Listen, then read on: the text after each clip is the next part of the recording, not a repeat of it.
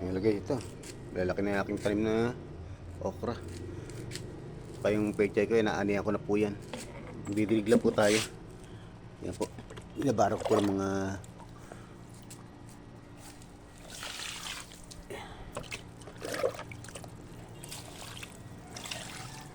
yung didilig ko lang po dyan yung mga pinagbabara ng mga gulay.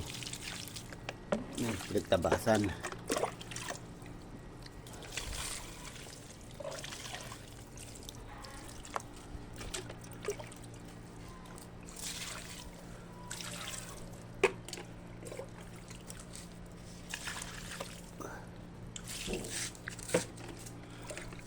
Ayun ang aking kamatis eh. Muna. May hinog na yung mga bunga. Saka yung mga okra yan.